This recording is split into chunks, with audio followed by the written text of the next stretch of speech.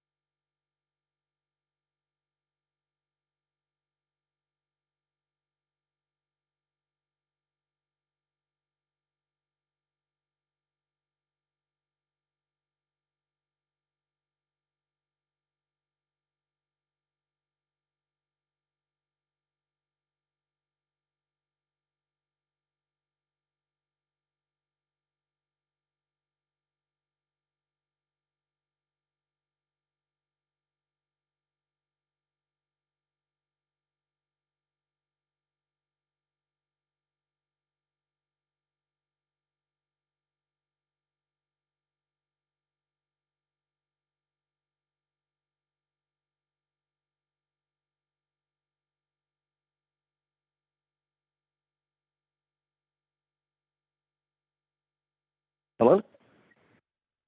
Hello? Good evening. Hello. Okay, thank you. I just want to make sure I was on. Thank you. Of course. Good evening, everyone. Thank you so much for being here. We're still giving opportunity for everyone to jump on. We're going to try to get started as close to the hour as possible. A couple of my colleagues are joining us, and we'll introduce everyone when we get started. But thank you so much for being here and being prompt. Looking forward to our time together.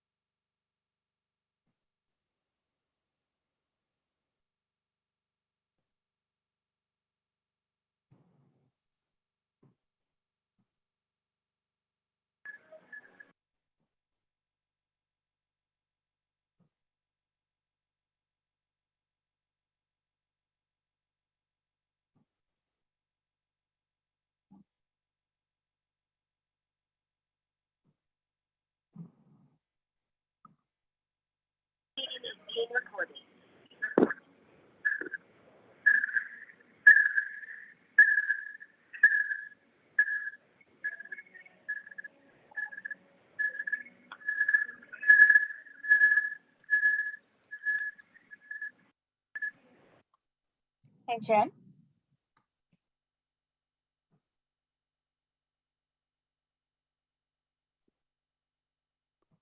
Hello, everyone. Good evening. Mrs. Hughes, were you looking for someone in particular?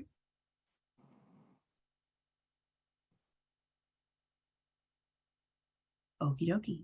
It is 5 o'clock. It is right on the hour. I want to give everyone just maybe a couple more minutes to jump on. I know we're right at the end of the workday. I wanted to go ahead and introduce myself, a couple members of our team who are here this evening. My name is Kiani Igwe. I'm a project manager with Griffin and Strong, which is a law and policy firm in Atlanta, Georgia, which has been contracted by the Commission on Human Rights and Opportunities in the state of Connecticut to conduct a disparity study. This evening, our time together will be talking about what is a disparity study, what's our intention over the course of the next couple of years, what we're going to learn from the state, what we're going to analyze, and then what we intend to do with what we learn. A couple members of our team are on with us. If we go ahead and have you guys introduce yourselves, starting with Mr. David Maher, please. Hi, good evening, everyone. My name is David Maher. I'm with the legal division at Griffin and Strong, and I will be participating in the study primarily on the legal analysis chapter and also in the policy chapter. Thank you so much. Jerica, could you go ahead and introduce yourself, I please? see your name. I don't know why this isn't working. Oh. Hi, everyone. I'm Jerica Lighting. I'm a deputy project manager with Griffin and Strong. I'll be serving and assisting Kiani as well as the Connecticut team with coordination and all these things, any questions that you may have, as well as anecdotal and community outreach. Thank you, Jerica. Mr. Perez, one of our subcontractors on this project, could you introduce yourself, please? Hi, my name is Jose, and I'm a contractor to Griffin Strong, primarily with anecdotal studies and what's in the area. By way of background, I'm the former president and CEO of an organization in Hartford, Connecticut called Science. No, I'm not. Okay. And also, I'm the former assistant secretary of economic affairs for the state of Massachusetts, and I spent a lot of time around minority business development issues all over the country. Thank you, Ms. Perez. I think we also have a couple of staff members from CIJRO on with us. If you'd like to introduce yourself, you may go ahead and do so now.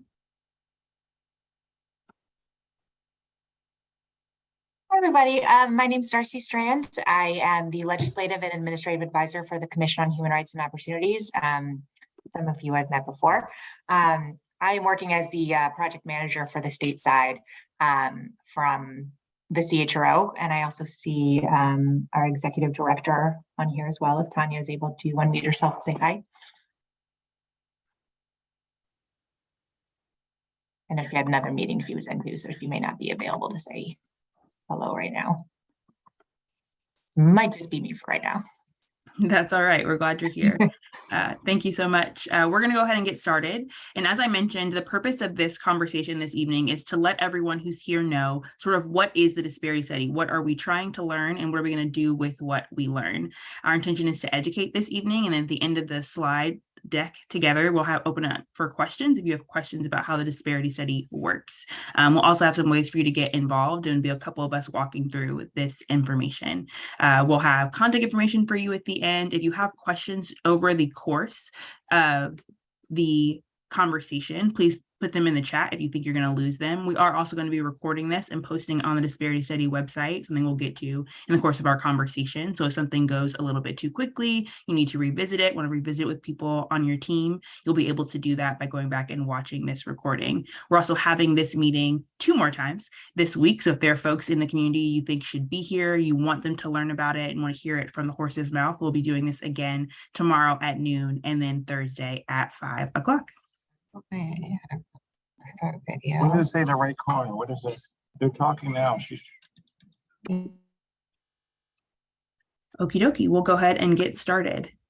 So who is conducting the study? Like I said, I am from Griffin and Strong, a law and policy firm in Atlanta, Georgia, and our firm actually specializes in this work, in disparity research, contract compliance, program development across the nation. And I believe we have the most qualified team in the industry. Just a couple members of our study team are on this evening, but we're actually run kind of large. We've got 5 JDs on our team, 2 PhD economists, a PhD in statistics, anthropology, and social psychology. I am none of those people. I'm a project manager, but the people I work with are extremely talented, extremely skilled, and have been doing this for a very, very long time. And just so that you know, no study we have conducted has ever been challenged or overturned in court, even though there are folks folks on our team who have supported other studies, and some of that Jerica will get to you as we continue. All right, so just to let you know, like Kiani said, we do have an amazing team, especially our executive team. Our co-founder and our CEO, attorney Rodney Strong, has unmatched expertise within this. He was known to be the principal architect of Atlanta's MWBE contracting program. So the program that was involved right after the Croson decision, attorney Strong was the one who developed that and saw through for the Atlanta area. We also have our principal investigator, Dr. Vince Egan. He's one of the foremost nationwide experts, being on at least 150 disparity studies, and has successfully defended 6 of those studies within court. Now, those studies are ours, but he does have that expertise in which he is able to defend within the legal realm as well. Excuse me, can I ask a question before we get started? Yes, sir. What is this study going to do any different than the last 10 that they have already done? So we were not part of the last 10, but we are going to cover the purpose of this study and then talk about what we're going to encourage the state to do with the study results.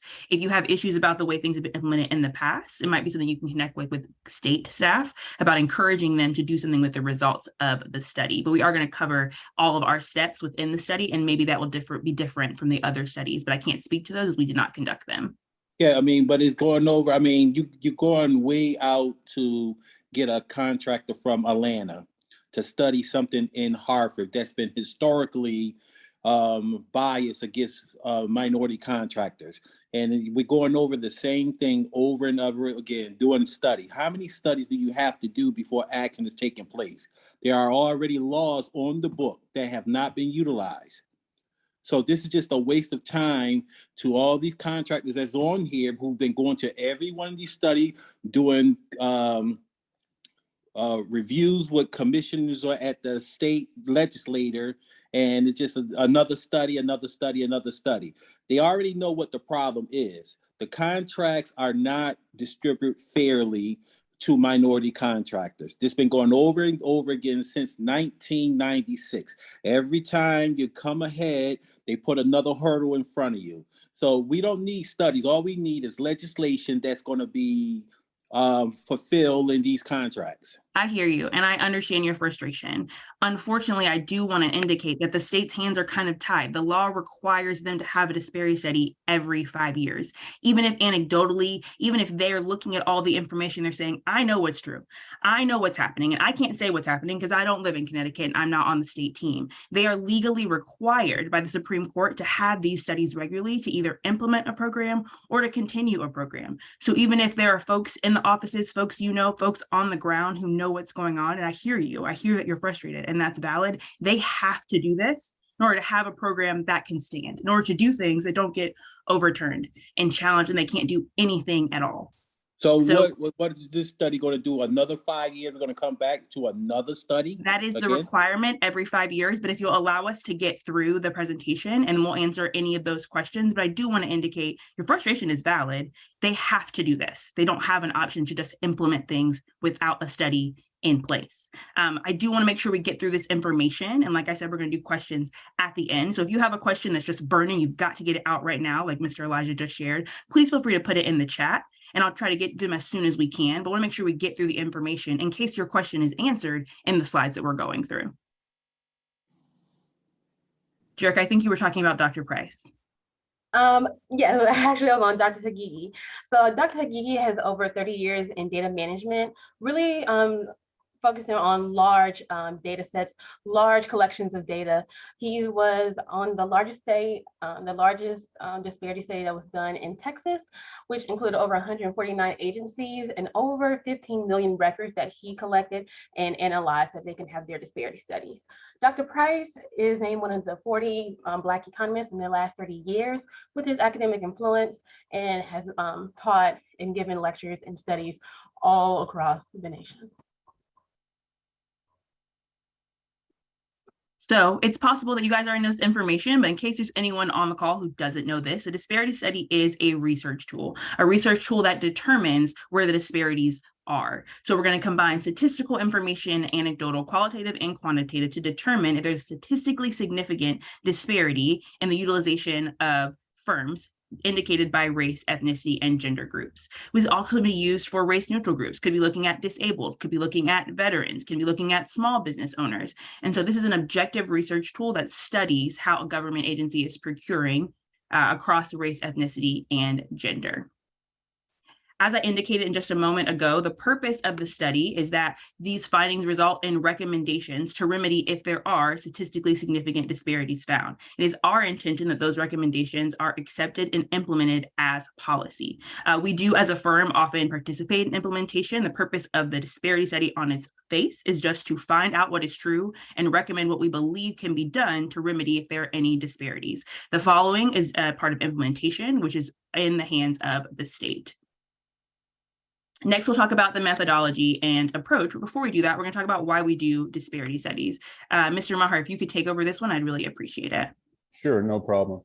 And again, this will be covered in some depth in the legal chapter as part of the study, but just to give a little bit of an overview, again, disparity studies are research tools that were invited by the United States Supreme Court in City of Richmond versus Croson. And what it is intended to do is provide a factual basis or a strong basis in evidence for any remedial contracting programs that may help to alleviate any disparities that are found as a result of the study. It's both a qualitative and quantitative aspects to the study.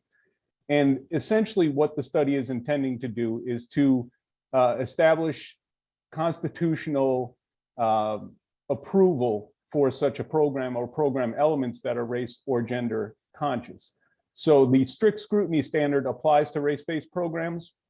And the reason for this is because you are dealing with the 14th Amendment, the Equal Protection Clause of the 14th Amendment. So anytime you have a protected class like race, it has to pass strict constitutional scrutiny in order to be considered constitutional. And so there are two aspects to that. The first is that there be a compelling state interest with a factual basis and evidence that a disparity exists. And then secondly, any remedial program needs to be narrowly tailored to avoid any over-inclusion or under-inclusion. And also, there is a requirement by the Supreme Court that good faith efforts be made to use race and gender neutral remedies as well, or perhaps exclusively, depending on how the disparities shake out, if any, in the study. And then the different methodologies that you're going to hear as part of this presentation and that we use as best practices in the industry are in many ways dictated by the Supreme Court and by the circuit courts of appeal in the federal, the various federal circuits. And so their methodology is determined by case law. It is ever changing. And part of what we do is make sure that we are using best practices based on the current law. Thank you, Mr. Maher. So next we'll walk through our methodology. What does the study involve? That's already been asked. How would this look different than other things done in the past? And I think, Ms. Lighting, this is going to be you walking through each step of our disparity study process, and we'll get into more detail about specifics after she goes over the entire scope. Yes. So within the study process, there are a couple of things that kind of overlap and are done almost simultaneously at the same time. But this is generally the roadmap that we take in doing the studies. We start off with the legal analysis, which Attorney Maher has mentioned, which really looks at the legal basis that can be had to change anything, to implement any types of programs, and what that means actually within the market that we're in. So for Connecticut, what does it legally mean to have these types of programs, and are these things even been done before? Is it something that may also be challenged? That is done within the legal process. Going over to the policies and procedures. So we take a deep dive into what's currently happening within the policies and within the bylaws of Connecticut, and really to see, are these things that are just on paper? Are there things that are actually being implemented? Are there things that are able to be implemented actually? Is there a disconnect between those who are within the policy and those who actually implement it? Are there some things that they say, oh yeah, we're supposed to do this on paper, but we really never actually do that step? We bypass that. Is that something that may happen and occur? That is addressed, and those things that are being implemented are addressed there. A large portion is really collecting and cleaning all of the data. So what we've been doing currently for the past couple of weeks is meeting with dozens and dozens of the organizations and of the agencies that are within Connecticut, seeing who has what data, who collects what parts of the procurement process, who all is involved and who is all entangled within this process. So that way we can make sure that when we do present data and when we do clean it and we do our analysis, that it has a really nice, broad and really full picture of what we're looking at. We also do a relevant market analysis. That's a look to see of the procurement process, who all and all the firms that are involved within that process. Now, you are here with us in the state of Connecticut, but are there some firms who are in New York and maybe even in Massachusetts who are also involved in that procurement process? We reach out our scope all the way to them to make sure that they're included in the process and that they also have equitable chance within the procurement process. We look at our utilization and threshold analysis. For that is to see, are the issues that we're seeing with big, large, multi-million-dollar contracts, are those the same issues that are with $1,000 contracts or even smaller ones? To see if those disparities lie within there or if there is something that can be changed within there. The availability analysis to see who is really available within that firm and within that relevant market who actually can do the work. Are they being utilized or not? The disparity analysis there to see who it is that's in the firm and in the market and to do the work and by them being used, to see what that gap is there and to see if it can be closed and see if it is statistically significant. Because sometimes just because you have a disparity does not mean it's statistically significant and enough to really invoke the change that you want. So sometimes you do have to look for that as well. We also go through the private sector analysis. There may be factors in the disparity that's occurring that don't have to do with your race or your gender. There could be things within the credit market. It could be doing things other ways. But that private sector analysis looks at that and also does the regression analysis, saying if you withhold for all of these things that make your firm owners different, does the disparity still exist and is it still large? That's done there as well. And another really big portion that we do is our anecdotal evidence collection and analysis. So this here, our informational meetings, is just one part of that, really to get the basis of the community, to see what firm owners are experiencing on the ground level, what organizations are hearing from their membership, what are some people who maybe are not even a part of the process, but want to be involved, but they feel like they have barriers, what those barriers are, where are some things that the state may be doing that are good and that should continue. Those things are all connected and we're taking into consideration because what we want the anecdotal section to do is really to give color to the statistical analysis that we do. So some things may say that on paper, but we really do hear a large portion of people saying these things. That is really what the anecdotal collection is for. And finally, we do a report with our recommendations, really looking at if you can have racial neutral or racial and gender conscious recommendations, depending on the study and what we recommend. We do once again hope that the state takes those into policy and to change those things as well. And like we said with policy, the really core of that is to really look at what is already written, what is it that the state is already doing, are there ways that can be understood? Do staff honestly know what to do? And are they using those policies in the way that they're stated? Is there a little bit of a disconnect between what's really written and what's implemented? And what are the ways that we can take those policies and modify them to be more inclusive? Thank you. So those first couple of steps are sort of looking at a lot of what's written down, what can we analyze of what's written, what's happening. The next step is a statistical, this quantitative, and is a very big part of the disparity study. We're going to look at all state spend over a 5-year period. We're going to look at all state spend and then determine, based on all of these firms that have been contracted over 5 years of work, where is the relevant market? We determine relevant geographic market by where has the state spent at least 75% of its dollars. We're not looking at, okay, maybe occasionally they hire someone from Alaska or occasionally hire someone from California, but over the course of 5 years, are all these work categories, where are they spending 75% of their dollars? And we do that first by disaggregating by categories of work. These are our typical categories because it's a state study, is a couple more, but typically we look at construction, A&E, other professional services, other services that are not technically considered professional, and then goods. And then we look across that product market. Where are they spending 75% of the dollars? And that is the market that we'll analyze. After we've determined the relevant geographic market, we then look at utilization. Who is the state using to do this work? In that relevant market, who are the actual firms who are getting the work? We look at both prime vendors and sub vendors, or prime contractors and subcontractors. We disaggregate that or separate it by year across that 5-year study period, and then by work category, and then by race, ethnicity, and gender. So we can look at in the fiscal year 2017, who are they spending their money with in construction? In the fiscal year 2021, who are they spending their money with who is certified as a minority firm? Once we've determined utilization, we then look at threshold. What is the total level of contracting by award? Who are they typically, how are contract sizes typically look like? Is there a difference in the scope across race, ethnicity, and gender when contracts are a certain size versus another? So that's relevant market, utilization, and threshold analysis. Once we've done all of those things, once we've figured out who the state actually uses, then we look at who's available to use. So we know what's true based on the state spend we've looked at. Okay, now let's look at who are all of the firms in the relevant market that could be used to do the kind of work the state is contracting for. So we'll do this a couple of different ways. We'll look at custom census. We'll gather firm data from Hoover.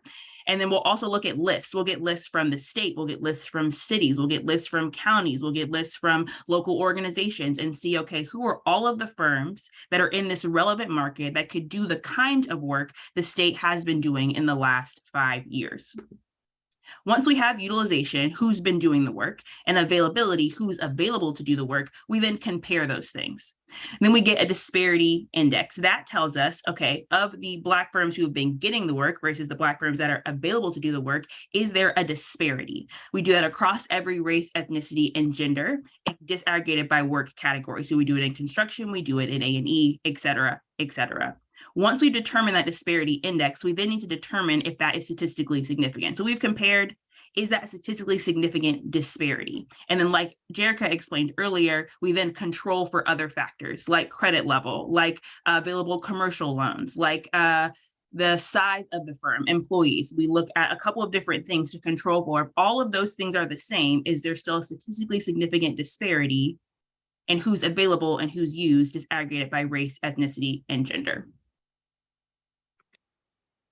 The private sector analysis is where that regression analysis takes place. It's where we control for other things to determine if the statistical significance can be qualified, can be connected to race, ethnicity, and gender alone. And like we were saying, another large portion of this is our community engagement and our anecdotal evidence collection. So we're here at the beginning with our informational meetings, really truly just telling you what we're here to do within the next 2 years that we're in Connecticut and the things that we'll be looking for, the things that we'll be doing.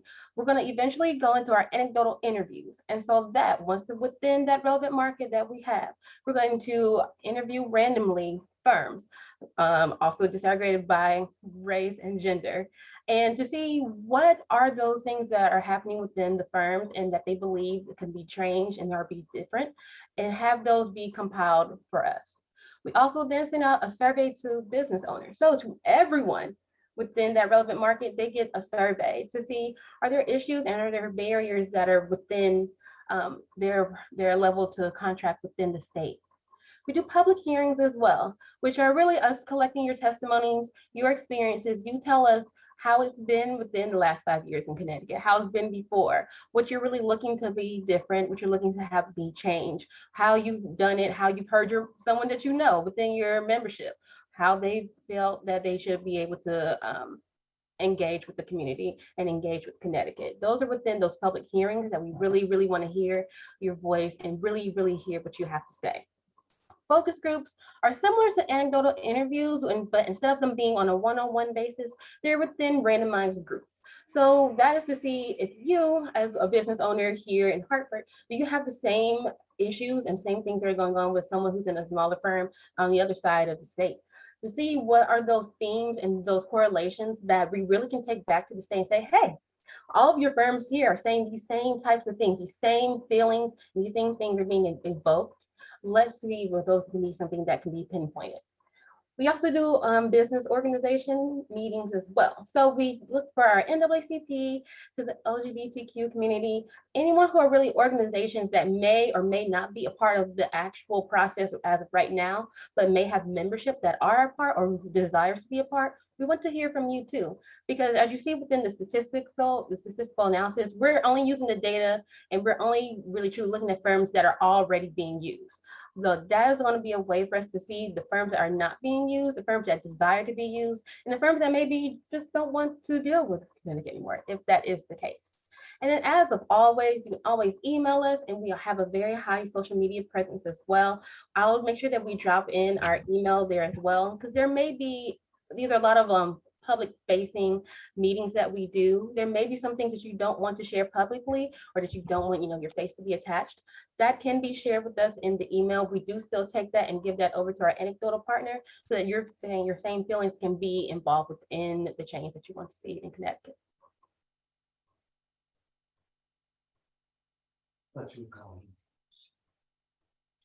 And then, we go into our findings and our recommendations. So our findings, how we like to say, our findings are the findings.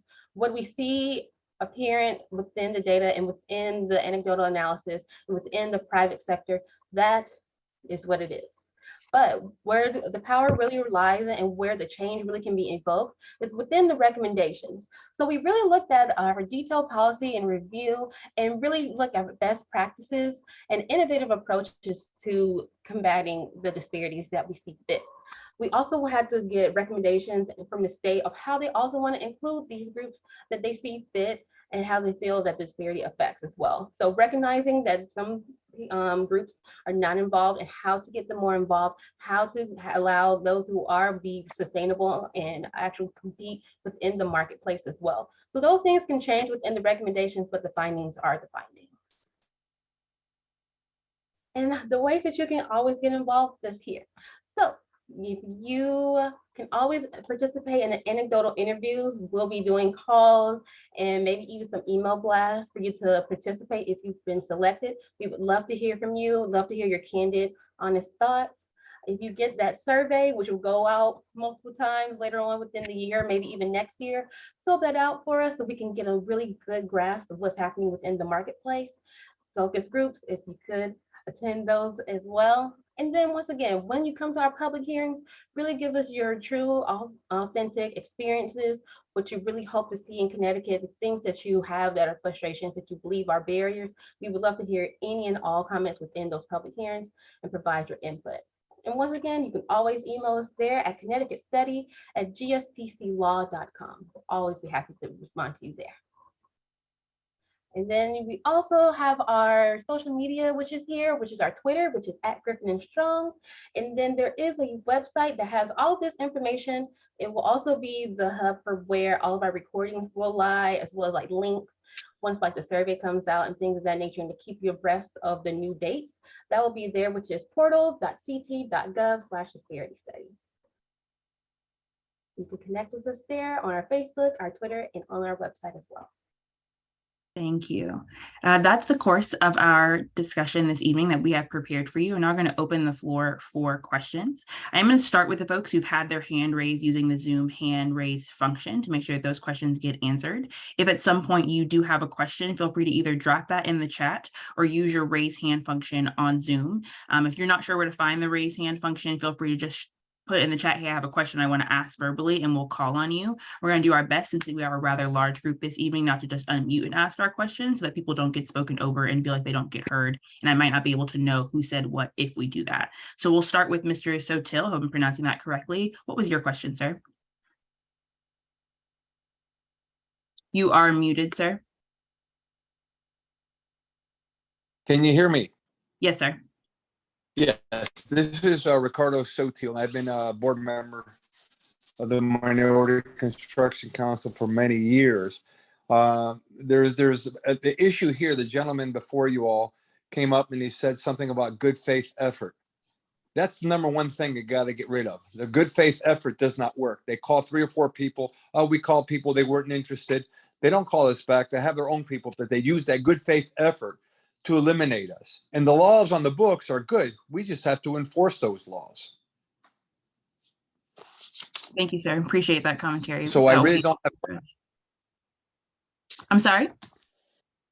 if in fact something has got to be eliminated, it's got to be that good faith effort because it serves no purpose to anybody except for the employers. Mr. Maher, you had unmuted yourself.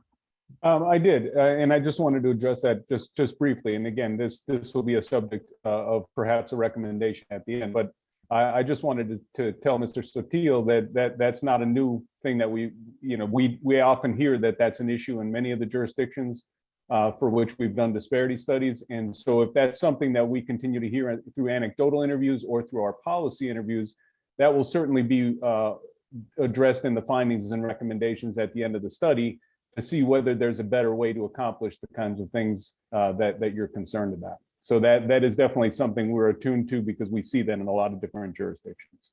Okay, well, so if in fact the good faith, this disparity study shows that yes, there is racism and they have been acting against minorities, what is going to be the enforcement's policy of it? Because if today the laws are there and they're not enforcing them, what good is going to be a disparity study if the laws are not enforced? Right, and again, I hate to get too far ahead of ourselves because this is a long process, but my answer to you would be that again, if there is in fact a provision in the current ordinance or the current statutes that requires good faith efforts and that provides that a lack of good faith efforts can result in a finding of non-responsiveness, one of our recommendations, of course, would be that the law be applied in the way that it's written. But there are times that we will find that there is not that explicit policy and they don't have a robust good faith efforts policy nor the power to find a bidder non-responsive for failure to do good faith efforts, meaningful good faith efforts. So again, I don't, not being familiar yet with the Connecticut statutes that apply, I can't really tell you specifically, but I will tell you that is something we will be looking at. Okay, thank you. Thank you. Mr. Dawkins, I think you were next. I hope I'm pronouncing that correctly. Good afternoon. How you guys doing? And thank you guys for actually getting this disparate study together. One of my biggest thing is that the state itself has us bunched in with lumped in with a bunch of different groups. And one of them is the woman-owned business, which if you check on DAS website today, you might have more white woman-owned business than you have black and brown and black women or Hispanic woman business altogether. So there is a problem with the state itself that are letting the husbands putting the business in their wife name to cover the minority portion. Another thing too is that the state has two certification, which you guys need to look into. There is one that if you just start a business, you're certified to do work under 500,000. The other one is if you have a bid bond, you're a DAS pre-qualified. At first, when they have the $5 million threshold for small business, the $500,000 threshold for regular business is still in place. They raise it to $10 million, the $500,000 still stay in place. They raise it to $15 million, the $500,000 stayed in place. Now they raise it to $20 million and the $500,000 still in place, which is actually holding black and brown contractors that do not have a bid bond. So that is something very important that you guys need to pay attention to when you're doing this research. And also too, I know you say you're going 5 years back, but if you actually did go a few more years back, when they were supposed to do that disparate study, I think 8 years ago, there was a lot more black and brown contractors that were willing to do this work and just can't get the opportunity. And my problem now is that the amount of white women-owned business that's there, I feel like we're going to be getting left out when you guys do this disparate study. They're saying that there's a lot more white women-owned business in this field than black and brown contractors. Now, the stock is going to go higher up for white women-owned business when you guys finish your study. And we're going to get left out again. Thank you for sharing, Mr. Dawkins. I think all three of us who are on the call are taking notes on what you're sharing to take note and look at the things you're communicating, and it will be a part of our anecdotal and quantitative to take a look at those things. Some of the things you're communicating are things we've heard before, but it's really helpful to sort of get the color about state of Connecticut. So I really appreciate your candor, and we'll make sure to look at those things. And also too, you just got to remember too, I think it's like probably 7 or 8 years ago that we got the law, because there was only Hartford, New Haven, and Bridgeport out of 169 towns that was actually accepting Black and brown contractors until we got the law changed for them to open it up to all 169 towns, which Hartford is exempt, and New Haven and Bridgeport is exempt from CHRO because they have a higher percentage of asking for Black and brown contractors. So this just happened not too long ago that they opened up to the whole state. So if you guys did do a research real good, you'll find out that before we were not welcome in Avon, we were not welcome in East Hartford, Farmington, we were not exempt, so those are some things that need to look at to see that the word minority does not describe the struggle of a Black man no more, or Hispanic, you know what I mean? So it's just, that's all I got to say. Thank you so much. We really appreciate it. This study is looking specifically at state spend, but it's really helpful to know sort of in the area what's happening in different towns. We're looking specifically at doing business with the state of Connecticut, but knowing what's going on across the state is really helpful. Ms. Morelli, I hope I'm pronouncing that correctly. I believe you were next.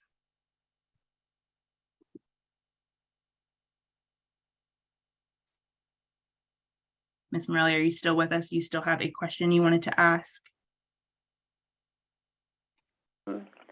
Can you hear me now? Yes, ma'am. Okay, sorry about that. I didn't realize I had to unmute it on both things, but good evening. I just had a couple things that I thought would be important to bring up to this study to consider while you guys are doing your research. I have been involved in the commercial construction industry and the commercial custodial industry, both working for myself and for other employers. And something that I discovered while I was bidding on projects with my custodial company was I have a contract open here on my screen that I just pulled up while we were on the phone. There's a vendor named the CT Community Nonprofit Alliance that seems to sweep up all of the contracts for service industry professions in the state of Connecticut. And this particular contract I'm looking at right now is for custodial services to the state office building in Hartford. And the contract was awarded to them in 2003, and right now it shows it expires in 2029.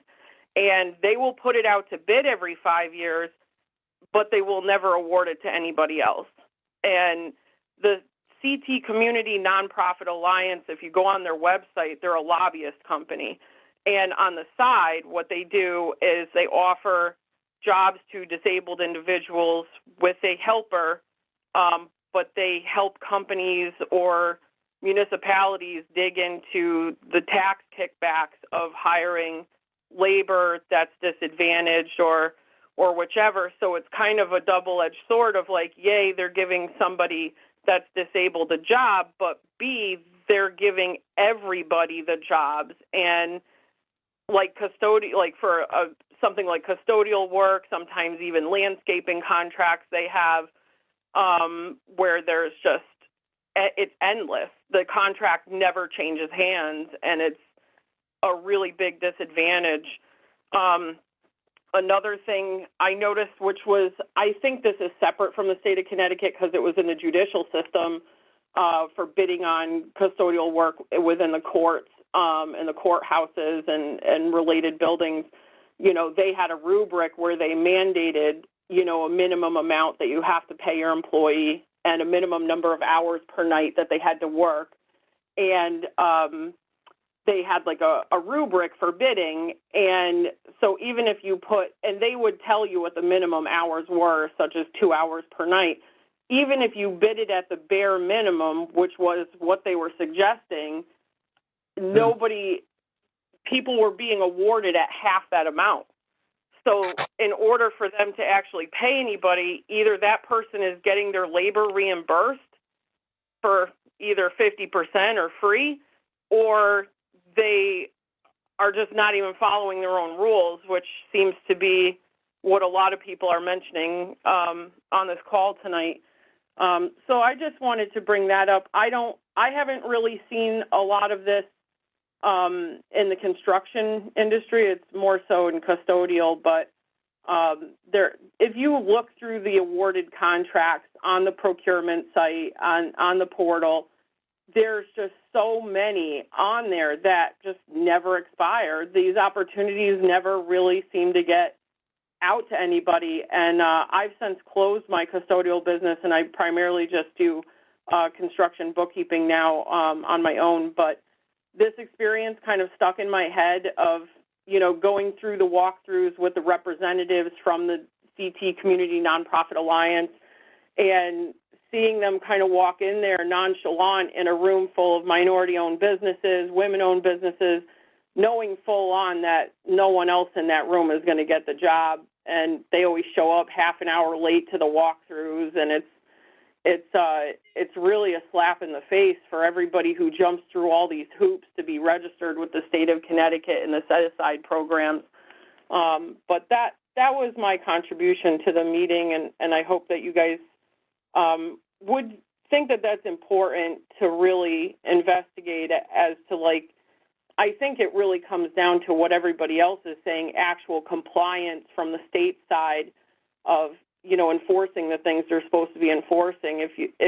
And not to mention, I mean, if anybody actually read the contracts that we have to sign to do work with the state of Connecticut, nobody would even do it. So, but thank you for your time. Thank you so much for your comment. We really appreciate it. Participant Simpkins, I believe you had your hand raised earlier and you lowered it. Do you still have a question? Yes, I do. I actually have a comment. I am a contract compliance consultant on CHRO set-aside plans and pretty much anything that has to do with the CHRO process, certifying DAS certified businesses, getting them certified, Section 3, et cetera. So I think some of the comments were valid. From my perspective, there are companies, a lot of companies I deal with who actually really go out of their way to meet the good faith effort. And then, of course, there are those that know it's a set aside and have absolutely no intention of meeting the good faith effort and run me in circles and waste my time. I have to say that I think one of the problems is a lot of these contracts do not have a sealed bid process. A lot of times they actually leak the numbers to who they want to get the contract. And the other issue is, I think that one of the issues that I encounter, because I'm now working through an initiative to actually try to change how some of these processes work, how we can get minority contractors certified to do work, pre-qualified, et cetera.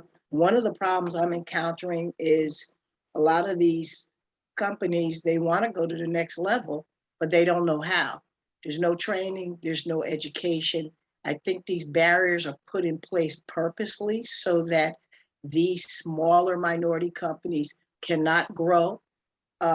I also think a lot of it has to do, of course, with bonding and insurance. You know, it's kind of a double-edged sword.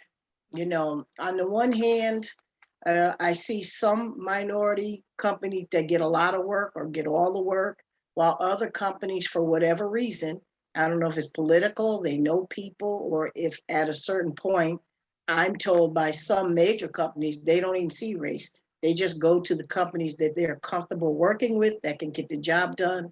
A lot of times when I engage some of these companies, they talk about how the companies who are minority may slow down the process, don't have, you know, the resources to actually meet their contractual obligations. So it's, you know, I don't know. I think the whole system needs to be needs to be changed. You know, I think what the gentleman said about the pre-qualification and the $500,000 is very, very valid. I also think, again, a lot of it has to do with geographical locations because a lot of these small towns get federal and state money, but they do absolutely nothing. I mean, they don't even have affordable housing and things like that. So, you know, you know, for me, for my job, I love what I do. I think I do it very, very well. but I also recognize that there's just a lot of these companies. I don't know how they keep doing it. There seems to be something put in place. There needs to be. Supposedly, if you get 3 disapprovals for not meeting a good faith effort, you're not even supposed to be able to bid on set aside projects and other types of state funded projects. But somebody, for whatever reason, there's a company from out of state, H. Carr and Sons, they never meet their requirement. And I'm talking about if they have a 25% requirement, they come in at 3%, 3.5%. They keep reaching out to the legal people at CHRO to see how they can get around it. Yet and still, they get a lot of substantial drywall contracts in the state of Connecticut. So somebody's dropping the ball. Like the gentleman said, they have these things in place, but it seems like nobody's really monitoring them. So, the other issue is I am a minority woman, but yet when I sign off on stuff, I sign off as a WBE. I don't understand. I mean, I'm a woman, but the first thing you notice is my skin complexion. So they lump everybody together. So basically, the statistics that should show me as an MBE during your disparity study will show me as a WBE. And I think that's wrong. And I think it's misleading. The other issue is a lot of these companies have their hands forced at the very last minute to meet the solicitation requirement. A lot of them just go through the motions of soliciting, like someone else just said previously. What I do at the last minute is I come back and give them a list of people who are qualified and available to do the work. And I have to say, a large percentage of the time, because it's last minute, they have to hire those companies. They don't have any choice. So I just think we have a lot of work to do. I think this whole system needs to be addressed from top to bottom. I just think these companies would rather pay a fine than meet the good faith effort. They pay the fine is not substantial, and they just keep it moving. And a lot of these companies on these projects, again, have no intention of meeting a good faith effort.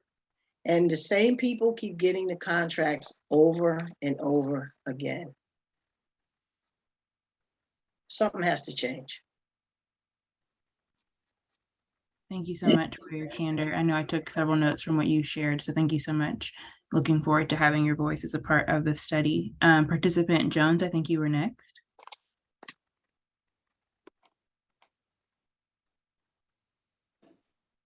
Thank you. I have a couple of questions. How long this disparity study gonna take? This disparity study, given it's a state study, will take us approximately 2 years to complete. 2 years. Yes, sir. Okay, my concern, all the people that was ahead of me, they hit everything right on the head as far as this minority participation. My problem out here is that everybody's making money off the minority contractors. All these different organizations is making money off of minority contractors. And the minority contractor is not making anything. We are being pushed to the side over and over again. And some of our biggest problem is with the state. The state is an organization that has, oh boy, I don't know how to say it, but they got it all wrapped up. The same contractors get the job. Oh, they just rotate the contractors. And unfortunate, when a minority contractor get on the job, the thing with the majority contractor is to bust all the small contractors out. And they've done a darn good job of it. They've been doing a good job of it for the last 20 years or more. And the disparity study, this state do not recognize disparity studies. You know, you can dot all your I's and cross all your T's. It don't mean nothing. We still is left holding the ball. At some point, like somebody said before me, this stuff got to change. It needs to change. And like we spend a lot of money in taxes and everything else. We are citizens and we should be treated accordingly. Now, I welcome you guys here to do a disparity study. And I'm looking forward see it come out, because the last disparity study, I think, MDC did one. And then the state hired somebody, some private firm to do a disparity study.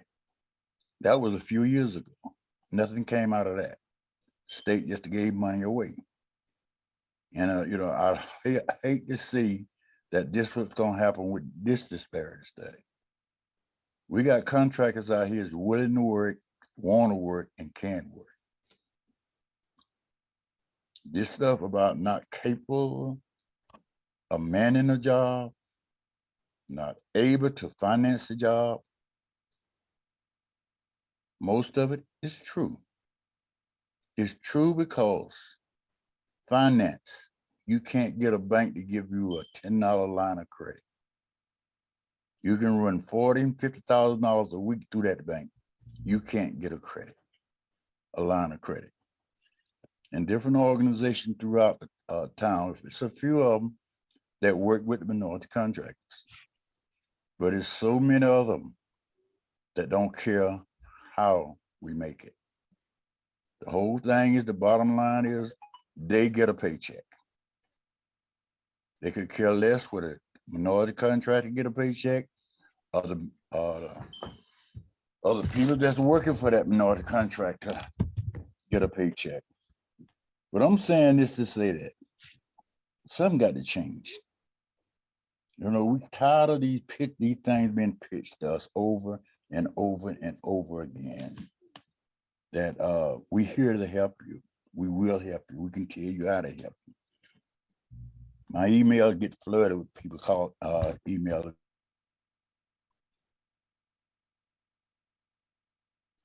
Participant Jones, you got muted. I'm not sure if you were done talking, if that was accidental. We do appreciate your comments and your candor. If you were done giving your commentary, we do appreciate it. And I'm saying appreciate it just to make sure that we are receiving it, because I haven't looked at the data. I don't want to comment on what you're sharing, but I do appreciate you sharing everything that has been shared, and we are taking. I'm sorry, I muted myself by accident, but I'm finna get old. But the only thing I can say right at this point, what the people before me have said is true. And somebody got to stand up and take notice to what is going on in the state of Connecticut. Thank you. Thank you so much. Participant Dawkins, I believe you raised your hand again. Yeah, sorry. I just want to clarify something to you, because I think you misunderstand what I was saying about the 169 towns and the separation of Hartford, New Haven, and Bridgeport. Those 3 towns, cities still get state dollars, so please do not exclude them. It's just that we have a higher ordinance than what the state is. So that's the reason why I said that they were exempt from the city of Hartford in a sense. So do keep the city of Hartford in mind when you do your numbers. Another thing I wanted to say was that also what Rollo is saying is that these larger firms, when you're there as a smaller minority company working with them, some of these guys will hold you up for 6 months or 5 months when they already received their checks and keep telling you that they haven't got their checks yet. So I've been in a situation where been a job with 12 guys working Saturday and Sunday, right through the week, and don't get a check for like 5 or 6 months, the first check. So those are some of the things that need to be looked at. And also too, a lot of these larger firms name a minority contractor on bid date without even asking them for a price. They name them as a good faith effort. They bring it in. And then by the time they need to sit down with CHRO to show who their contractor is, they're able to change the name of the contractor that they actually listed. So I've seen that situation a few times already where people are named for $2 million contract, but after it's time for them to get the contract, they end up giving it to a white woman-owned business. Thank you for that clarification. Thanks. Participant Little Greer, I believe you're next. Yes, the minority, I'm here representing the Minority Construction Council. We are an organization that does help minority contractors with their technical assistance skills and other development, just to respond to Sydney. But we're looking forward to working with you to provide any input and feedback so that we could help to, make your information, solid. So we're looking forward to working with you, and we're welcoming this process. Thank you so much. We're really grateful to be connected with you and looking forward to working with you as well. Participant Isaacs, I believe you're next. Hi, everyone. My name is Lou Isaacs. I'm the co-owner of Erection and Welding Contractors. We are structural steel fabricator in Connecticut. And I've been in the construction industry for 30 years. And certainly what Rollo has mentioned is all true. And I've lived through that in Connecticut. We own a manufacturing business whereby we employ probably about 70 people. 90% of our work is done in New York State. We don't do much work in Connecticut for a reason, because Connecticut is probably the worst state for minorities in the Northeast. You can't get any worse than Connecticut.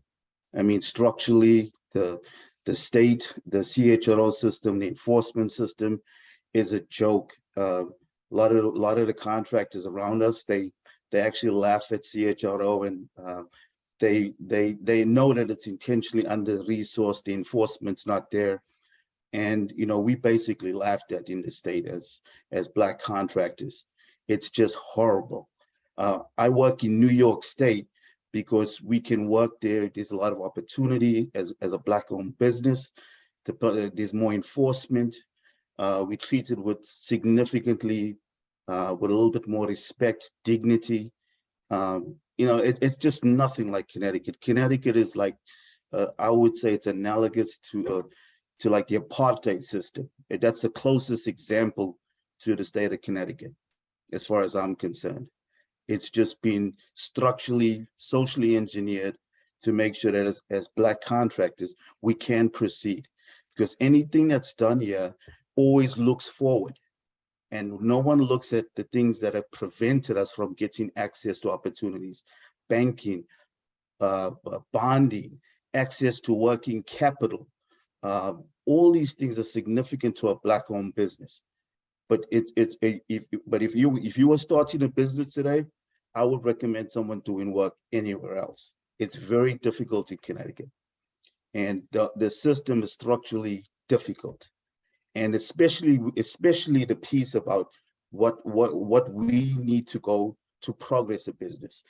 The last disparity study, I don't think it addressed the ability for a Black-owned business to be resourced and compete, because we have the workers, we have the knowledge, we have the expertise, but some of the things that we need structurally to support our businesses, there's no resources for that. So that makes it very difficult to be competitive and viable and to grow.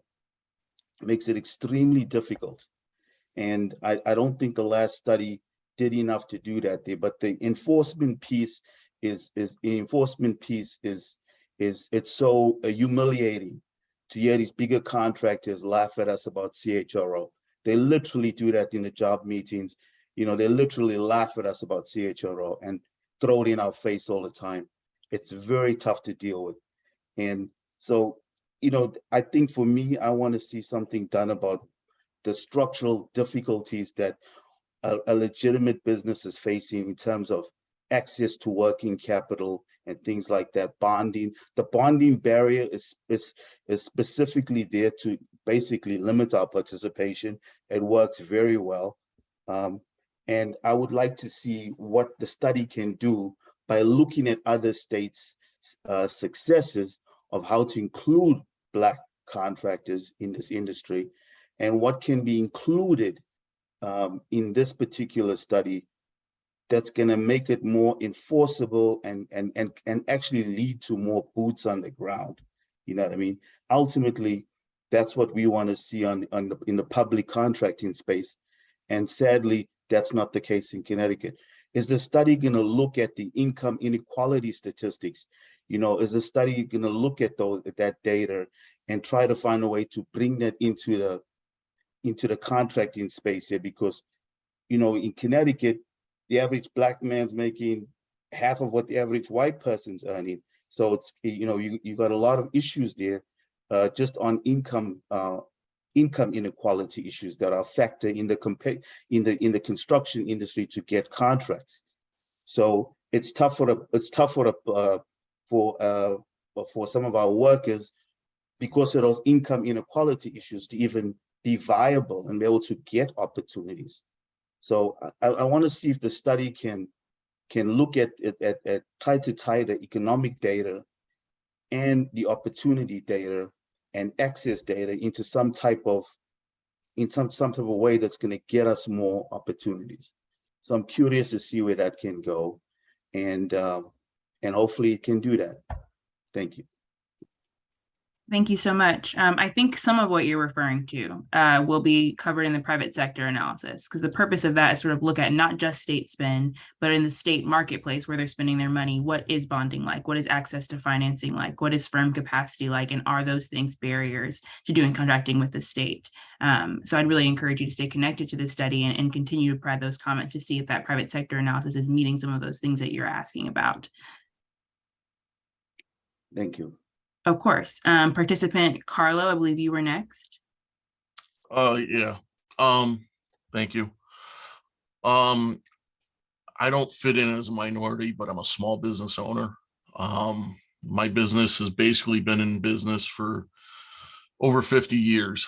Historically, we try to stay away from state contracts just because the amount of time and effort that you put in ends up being worthless, because, just the amount of time you have to deal with, all the barriers you run into, the whole 9 yards. I don't think, being a minority and dealing with this, I could only imagine what everybody else is going through. Just being a small business owner, knowing what I deal with trying to do this, I feel real bad for everybody else here, because we just stay away from it, and we've built our business on not dealing with the state of Connecticut because it is way too many roadblocks. It even goes back into, the unions are running the licensing basically in this state.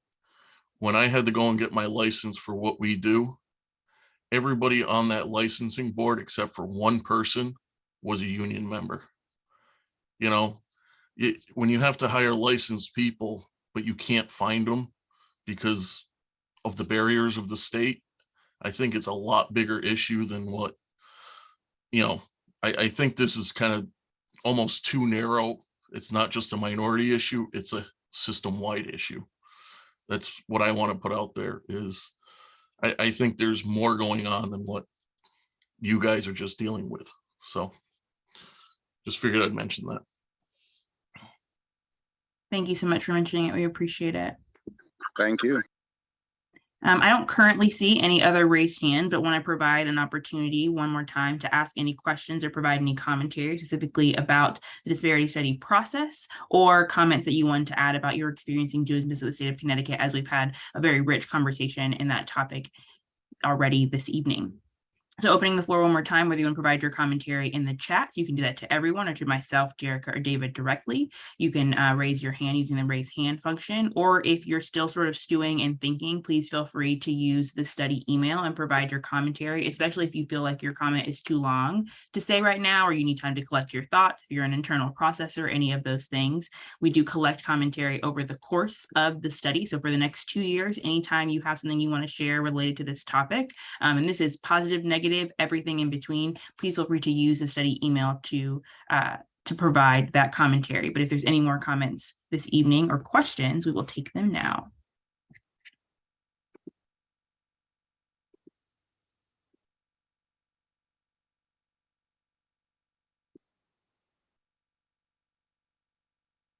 Okie dokie. Thank you so much, everyone, for this rich conversation. Thank you for being here and staying here and communicating with us and one another about doing business in the state of Connecticut. We're looking forward to conducting this study and continuing to learn from you all and your colleagues over the next 2 years. That ends our time together this evening. Have a great evening. And again, thank you so very much.